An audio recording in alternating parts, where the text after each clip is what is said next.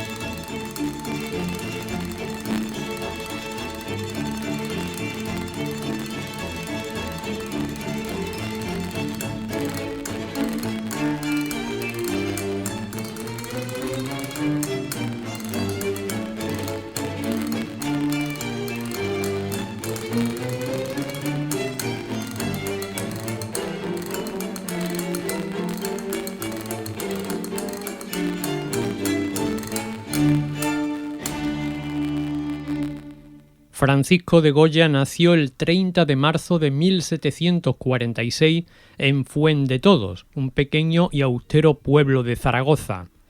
Su madre, Gracia Luciente, provenía de una familia de terratenientes locales venidos a menos, mientras que su padre, Braulio José Goya, era un hábil maestro dorador de origen vasco. El oficio paterno puso al pequeño Francisco en contacto directo con los materiales del taller y el mundo de la imaginería religiosa desde la niñez. Al poco tiempo, la familia regresó a Zaragoza, donde Goya pasó su infancia y estudió en las escuelas pías. Allí entabló amistad con Martín Zapater, quien sería su confidencial amigo del alma durante toda su vida. Las cartas que Goya le envió a lo largo de las décadas son, hoy en día, el mejor testimonio para entender sus miedos, sus triunfos y su arrolladora personalidad.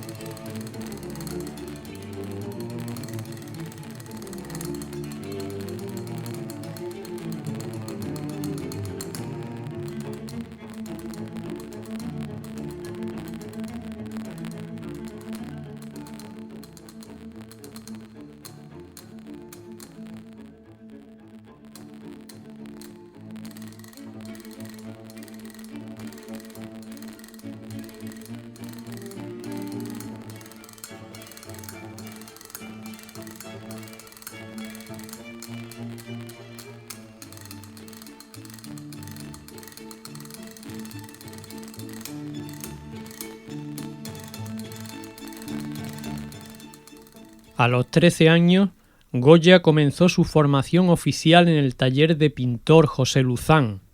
Durante 4 años aprendió el oficio de la manera tradicional, copiando estampas, moliendo pigmentos y asimilando las reglas del dibujo barroco. Sin embargo, Zaragoza se le quedaba pequeña. Viajó a Madrid para intentar conseguir una beca en la prestigiosa Real Academia de San Fernando, pero fue rechazado en 2 ocasiones. Lejos de rendirse ante el fracaso, decidió costearse él mismo un viaje de aprendizaje a Italia en 1770.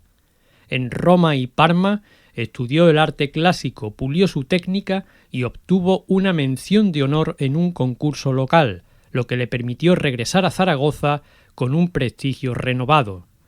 De vuelta a su tierra, la fama creció rápidamente y recibió el encargo de pintar los frescos del coro de la Basílica del Pilar. En 1773 consolidó su posición al casarse con Josefa Valleu, hermana de Francisco Valleu, un influyente pintor de la corte madrileña. Esta unión familiar le abrió por fin las puertas de la capital.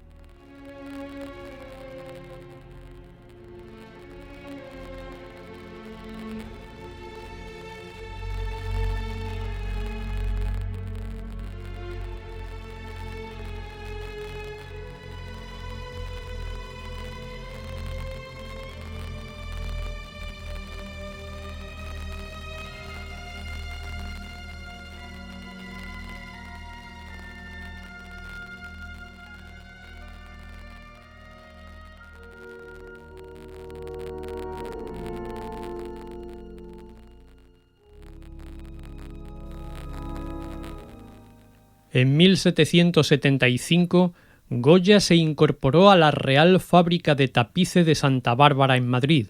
Su trabajo consistía en pintar los cartones, es decir, los modelos al óleo que los tejedores debían copiar para crear tapices destinados a los palacios reales. Fue una etapa vital y luminosa. Goya pintó más de 60 cartones donde retrató la vida cotidiana de las clases populares madrileñas. Romerías, juegos, peleas de taberna y fiestas campestres. Obras como El Quitasol o La Gallina Ciega destacan por sus colores vivos y su aparente alegría cortesana, aunque ya dejaban ver una aguda crítica social hacia las desigualdades de la época.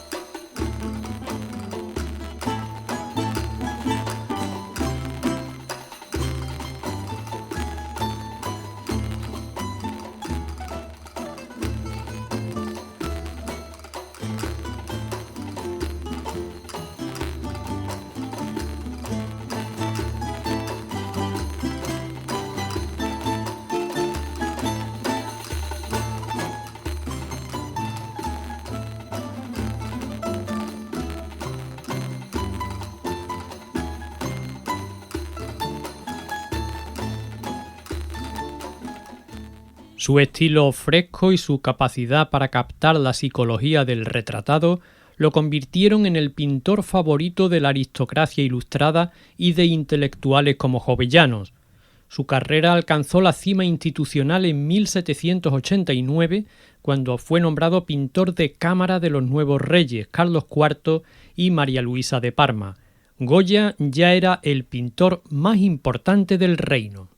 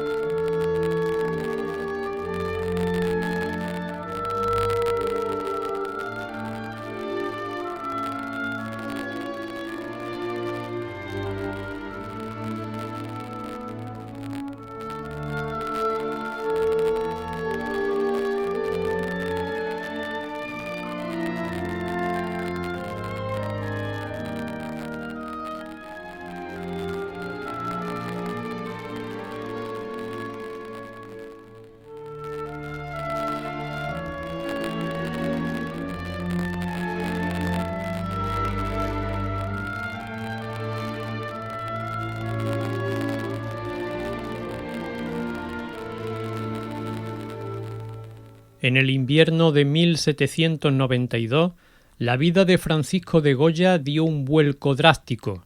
Durante un viaje a Andalucía, el pintor contrajo una grave e indeterminada enfermedad que lo postró en cama y lo dejó al borde de la muerte. Aunque logró sobrevivir tras meses de agonía, el precio que pagó fue altísimo. Sufrió una secuela irreversible que lo sumió en una sordera total y definitiva.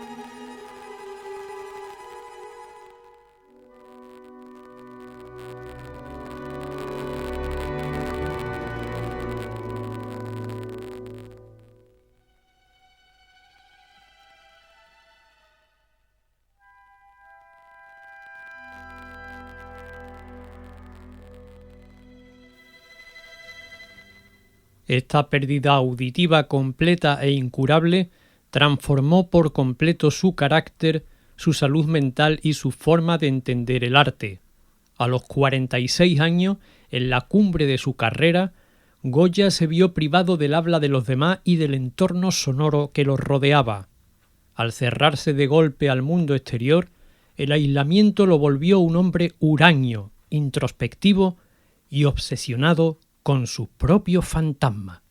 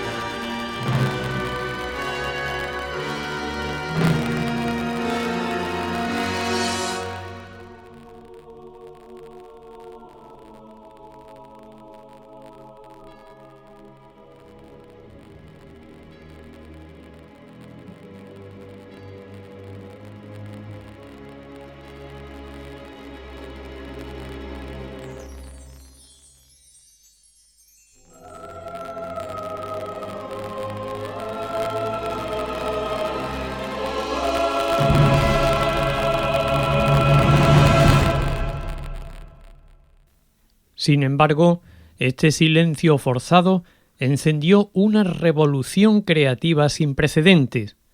Goya dejó de pintar únicamente los retratos amables y los tapices coloridos que sus clientes de la corte le pedían. En su lugar, comenzó a plasmar en el lienzo lo que dictaba su propia mente, sus visiones más oscuras, sus miedos y una feroz crítica social. Su sordera permanente no apagó su talento, sino que dio origen a su etapa más libre, genial y vanguardista, abriendo el camino hacia el arte moderno.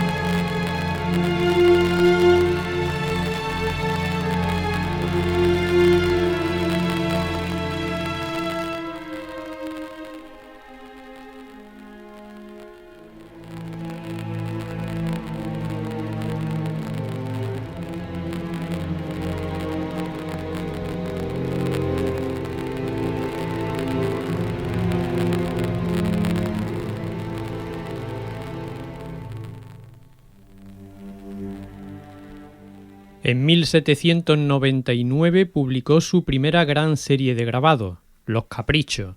A través de 80 estampas satíricas, atacó con dureza los vicios de la sociedad española, la ignorancia, la superstición, los abusos de la Iglesia y los matrimonios por interés. Su grabado más célebre, El sueño de la razón produce monstruos, sintetiza esta etapa. Cuando el pensamiento lógico se duerme, brotan las pesadillas.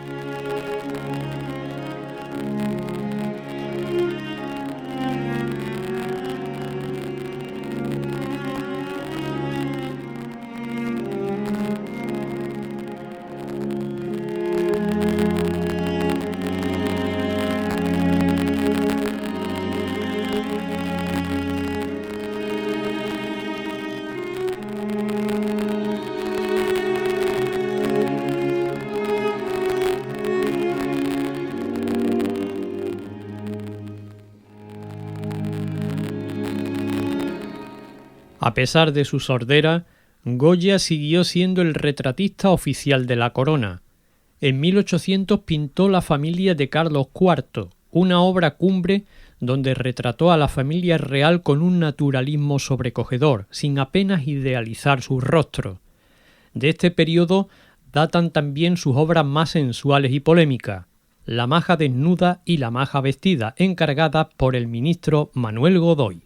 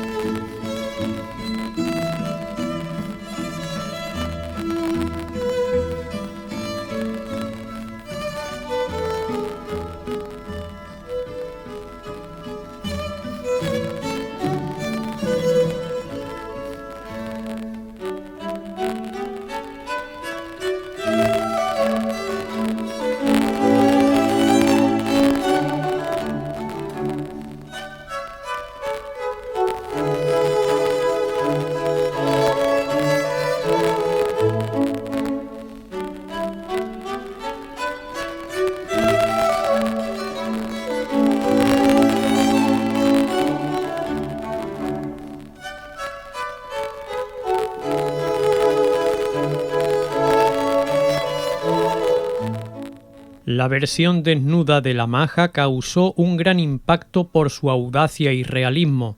lo que años más tarde le costaría al pintor un interrogatorio por parte de la Inquisición.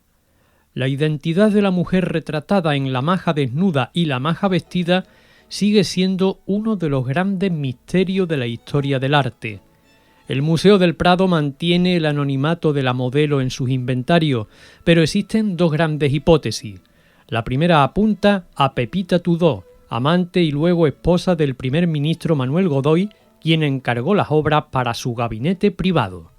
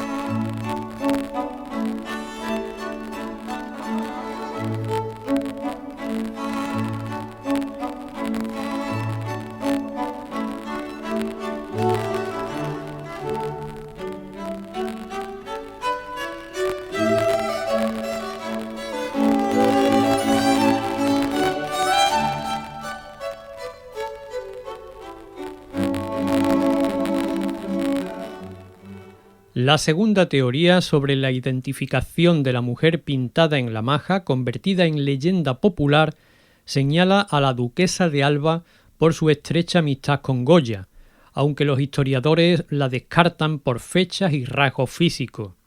Todo indica que el pintor pudo realizar una idealización anatómica combinando un cuerpo real con un rostro genérico para proteger la identidad de la mujer.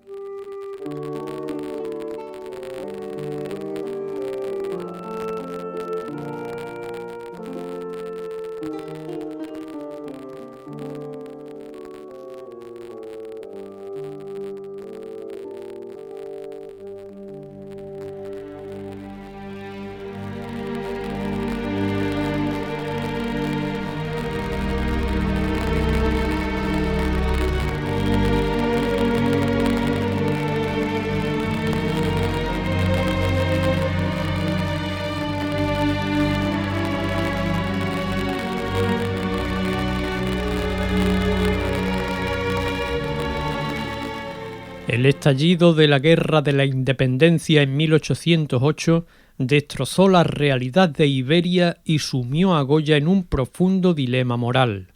Por un lado, compartía las ideas ilustradas y de progreso que traían los intelectuales franceses. Por otro, sentía una absoluta repulsa ante la brutalidad y la violencia con la que el ejército de Napoleón trataba al pueblo. Durante el conflicto, Goya se convirtió en un reportero de guerra clandestino. De forma privada, creó la serie de grabados Los desastres de la guerra, un testimonio descarnado y doloroso donde no hay espacio para la épica ni la gloria militar. Goya retrató la hambruna, los fusilamientos, los cuerpos mutilados y la desesperación de los civiles. Aquí no hay héroes de uniforme, solo verdugos y víctimas.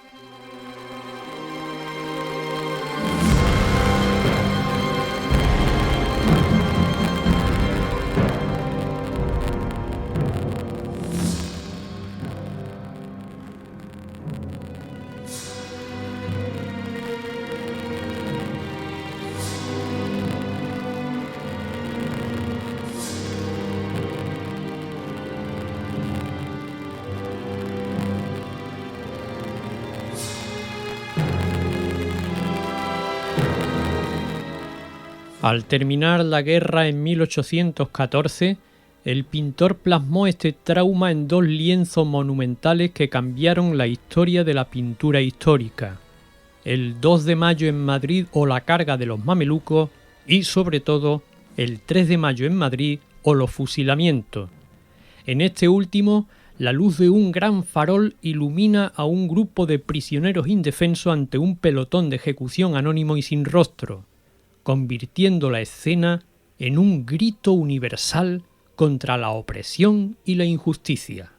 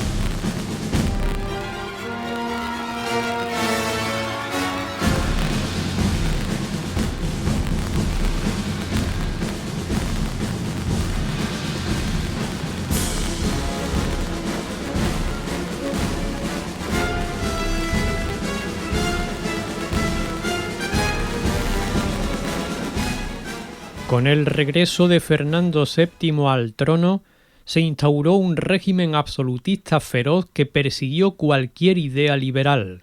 Goya, que se sentía incómodo en una corte asfixiante y vigilada, decidió retirarse de la vida pública. En 1819 compró una finca a las afueras de Madrid junto al río Manzanares, conocida como la Quinta del Sordo. En su retiro madrileño, cansado, anciano y tras superar otra grave dolencia, Goya pintó directamente sobre las paredes de yeso de su casa, siendo llamada estas pinturas las pinturas negras. Se trata de 14 escenas de una modernidad sobrecogedora, dominadas por tonos oscuros, tierras y negros. En ellas volcó sus visiones más pesimistas sobre la condición humana y la decadencia.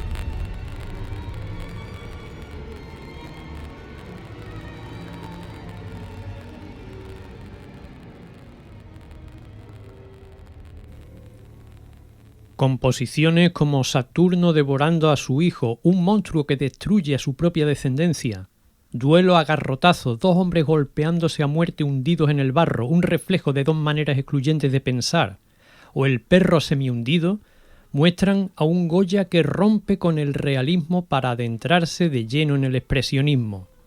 Estas pinturas no nacieron como un encargo para ser expuestas, eran el desahogo íntimo de un hombre que pintaba para sí mismo.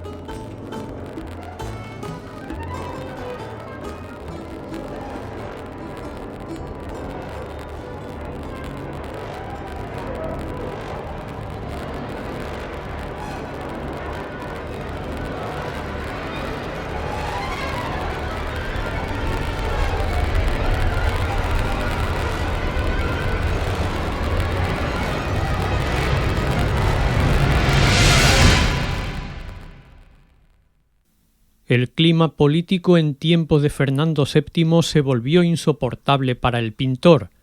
En 1824, temiendo por su seguridad, Goya pidió un permiso al rey con la excusa de viajar a Francia a tomar unas aguas termales medicinales. En realidad, buscaba un exilio voluntario.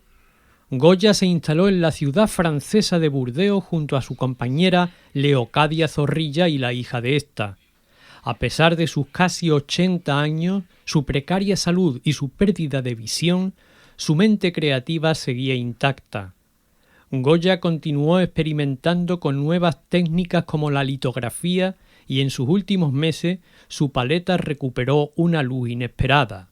Su cuadro La lechera de Burdeos de 1827 es una muestra de pinceladas sueltas y colores suaves que se adelantó 50 años al movimiento impresionista. Francisco de Goya falleció en Burdeos la noche del 16 de abril de 1828 a los 82 años de edad.